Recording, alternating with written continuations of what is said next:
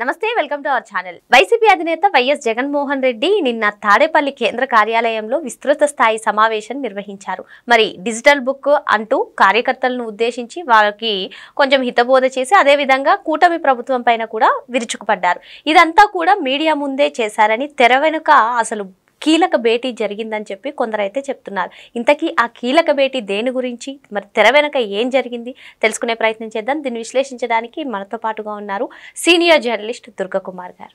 నమస్తే సార్. నమస్తే శ్రావణి, మన వీక్షకులకు కూడా. తెర ముందు డిజిటల్ బుక్ కార్యకర్తలకు శ్రీరామరక్షలాగా ఉంటుంది. కూటమి ప్రభుత్వం ఏమీ చేయట్లేదు, అసలు రైతు సమస్యలు పట్టించుకోవట్లేదు, మెడికల్ కాలేజెస్ ఇదంతా కూడా తెర ముందు ప్లాన్ చేశారు. తెర వెనక అసలైన కీలక భేటీ జరిగింది. ఒకవేళ ఇది తెర ముందు జరగకుండా ఈ కీలక భేటీ నేరుగా జరిగితే రాష్ట్రం మొత్తానికి, ప్రజల మొత్తానికి అసలే ఇప్పటికి వైసీపీ అంటే పరిస్థితి ఘోరంగా ఉంది, ఇంకా అసలు ప్రజల్లో తీవ్ర విమర్శలు ఎదుర్కొంటారని చెప్పి నిన్న ఈ విస్తృత స్థాయి సమావేశం వెనకాల ఒక కుట్ర సమావేశం జరిగిందని కూడా కొందరు చెప్తున్నారు సార్. మరి ఏంటి అని విశ్లేషించుకున్నట్లయితే ఆయన ఏ క్షణమైనా అరెస్ట్ కావచ్చు, ఎప్పుడైనా అదుపులోకి తీసుకోవచ్చు. మరి దీని అంతటినీ కూడా ఒక ఎత్తుగడలాగా కూటమి ప్రభుత్వం పైన బురద జల్లే విధంగా, లేదు అంటే రాష్ట్రంలో అల్లకల్లోలాలు సృష్టించే విధంగా ఒకరు అరాచకం చేయాలి, ఒకరు శాంతి భద్రతలకు విఘాతం కల్పించాలి అంటూ ఒక్కొక్క కీలక నేతకి ఒక్కొక్క శాఖను అప్పచెప్పినట్టుగా జగన్మోహన్ రెడ్డి అప్పచెప్పారని చెప్పి కొందరు చెప్తూ ఉన్నారు. మరి ఆఫ్ ద కెమెరా ఏం జరిగిందంటారు, ఏం చెప్తారు? జగన్మోహన్ రెడ్డి వ్యవహారం అంతా ఎక్కువ ఆఫ్ కెమెరాల్లోనే ఉంటుందమ్మా. తెర వెనుకే ఉంటుంది. తెర ముందు ఆయన మాట్లాడేది చాలా బహుస్వల్పం. ఎందుకంటే ఆయన తెర ముందు చెప్పేదానికన్నా తెర వెనక ఆయన వ్యూహాలు చాలా పటిష్టంగా ఉంటాయి, చాలా లోతుగా ఉంటాయి, చాలా కఠినంగా కూడా ఉంటాయి. అందాక అన్నారు ఇప్పటికే పరిస్థితి బాగాలేదు, ఆ అంశాలు బయటకు వస్తే ఇంకా పార్టీ పరిస్థితి ఘోరంగా తయారవుతుంది.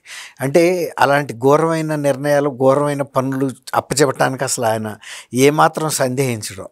ఎందుకంటే వచ్చిన బ్యాక్గ్రౌండ్ కూడా ఒక టైంలో వివేకానంద రెడ్డి గారు ఆయన బాబాయినే దౌర్జన్యం చేసి రాజీనామా చేయించాడు. ఎందుకంటే తన రాజకీయ ఆరంగేట్రం చేయటానికి బాబాయ్ ఎంపీగా అడ్డుగా ఉండాడని ఆయన కూడా లొంగిపోయాడు, భయపడి రాజీనామా చేస్తే ఈ అంశం సోనియా గాంధీ గారికి తెలిసిందే. ఆమె అప్పుడు పార్టీ అధ్యక్షురాలు. తెలిసి ఇట్లా జగన్మోహన్ రెడ్డి అరాచకంగా వ్యవహరిస్తున్నాడు, తను కొట్టాడు, రాజీనామా చేయమన్నాడంటే ఆమె రాజీనామాను ఆమోదించకుండా వివేకానంద రెడ్డి గారికి నైతిక మద్దతు ఇచ్చి మీరు అట్లా భయపడద్దు, ఏం కాదు, నేనేమి రాజీనామాను ఆమోదించను, ఇప్పుడు ఎన్నికలకు వెళ్ళే ప్రసక్తి కూడా లేదు, అతను దుందుడుగ్గా వ్యవహరిస్తున్నాడు అని చెప్పి రాజశేఖర్ రెడ్డికి కూడా ఆమె హెచ్చరిక చేసింది, సలహా కూడా చెప్పింది. మీరు కొంచెం కస్టడీలో పెట్టుకోండి, ఇలాంటి పనులు చేస్తే పార్టీకి మంచి పద్ధతి కాదు, మీరు పార్టీలో ముఖ్య నేతగా ఉన్నారు, మరి మీ అబ్బాయి ఇలాంటి పనులు చేస్తే పార్టీకి అప్రతిష్ట అవుతుంది, మనం ఇప్పుడు బై ఎలక్షన్కి వెళ్ళాల్సిన అవసరం ఏముంది అని చెప్పింది, వార్నింగ్ కూడా ఇచ్చింది. తర్వాత అప్పుడు ఆగాడు. అయితే ఏంటంటే తను ఇప్పుడు కూడా తనకి ఏదైనా చిన్న ఆపద వచ్చినా ముందు మీరు ఇందాక అన్నారు సరే, రాష్ట్రంలో అల్లకల్లోలం చేసి ప్రజల్లో ఒక అశాంతి సృష్టించి పార్టీలను కానీ ప్రజలను కానీ బ్లాక్మెయిల్ చేయాలనే తీరులో ఉంటాడు. అంతెందుకు ఇప్పుడు మొన్న 11 సీట్లు ఇచ్చినందుకు 2.0 ఉంది 2029లో, అప్పుడు ఉంటుంది. అసలు మొన్న 2019లో గెలిచినప్పుడు చూపించింది జగన్ 1.0 నేను డబల్ ఉంటుంది అన్నట్టు. అంటే ప్రజలకి ఒక హెచ్చరిక, నాలాంటి వాడిని కనుక మీరు ఎన్నుకోకపోతే కూడా మీ సంగతి చూస్తాము, మొన్న ఓటమికి కారణమైన మిమ్మల్ని వదిలిపెట్టే ప్రశ్నే లేదు అని హెచ్చరిక చేశాడు. అది చాలా తీవ్రమైన ప్రభావం చూపించింది ఓటర్ల మీద. ఓడిపోయి కూడా ఈ రకంగా మనని హెచ్చరికలు చేస్తున్నాడంటే అంతకుముందు చేసిందే ఘోరమైన అరాచకమైన పరిపాలన అనుకుంటే అంతకు మించి చేస్తానన్న ఈ వ్యక్తిని ఎలా ఎన్నుకుంటామనేది. అయితే ఏంటంటే నిన్న విస్తృత స్థాయి సమావేశం పెట్టింది కూడా ఒక రకంగా ఆయనకి పరిస్థితులు మూసుకొస్తున్నాయి. మొన్న హైదరాబాద్లో వర్షాలప్పుడు మూసుకొచ్చింది చూసారా, కారు మబ్బులు, అలాగే ఆయన రాజకీయ జీవితానికి చర్మాంకం వస్తుందన్న సంకేతం ఆయనకు అందింది. ఎట్లా అంటే ఇక బీజేపీ ఎంతో కాలం ఈయన అరాచకాలని మద్దతు ఇచ్చి ఆ కేసుల్ని సుదీర్ఘకాలం విచారణ జరగకుండా అడ్డుకునే పరిస్థితి ఉండదు. రెండు ఏంటంటే సుప్రీంకోర్టు ఆదేశాలు కూడా ఉన్నాయి. వివేకానంద రెడ్డి గారి హత్య కేసు మీద కూడా సుప్రీంకోర్టు లేటెస్ట్ ఆదేశాలు ఇచ్చింది సిబిఐ కోర్టుకి, 8 వారాల్లో మీరు ఇది విచారణ పూర్తి చేసి ఆదేశాలు ఇవ్వమని ఈ బెయిల్కి సంబంధించి. రెండోది ఏంటంటే సిబిఐని విచారణ కొనసాగించమంది.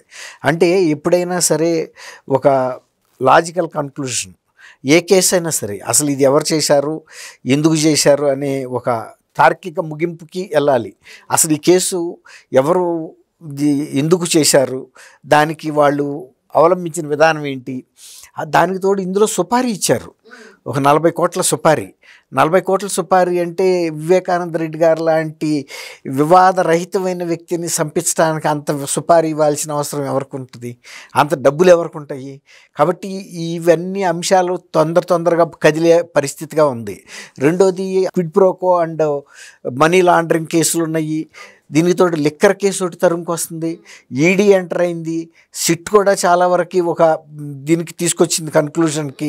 ఇక అల్టిమేట్ లబ్ధిదారు ఎవరన్నప్పుడు ఎవరైతే అరెస్టులో ఉన్నారో లిక్కర్ స్కామ్లో వాళ్ళు ఏం చెబుతున్నారు, మేము కనుక అసలు పేరు చెబితే మా ప్రాణాలకు ముప్పని. ఇప్పుడు ఈడీ కూడా ఎంటర్ అయిన తర్వాత అట్ట చెప్పకుండా ఉండే పరిస్థితి ఉండదు.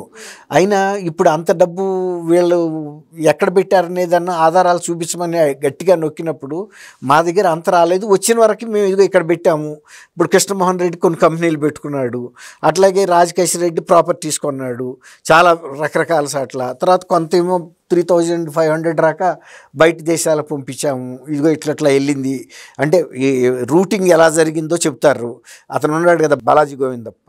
ఇప్పుడు వీళ్ళందరూ ఎవరు చేసిన పాత్ర వాళ్ళు చెబుతారు, కానీ జగన్మోహన్ రెడ్డికి వెళ్ళిన అమౌంట్ గురించి వీళ్ళు ఎలా చెప్పగలుగుతారు? అది వీళ్ళు కాదు కదా ఇన్వెస్ట్ చేసేది.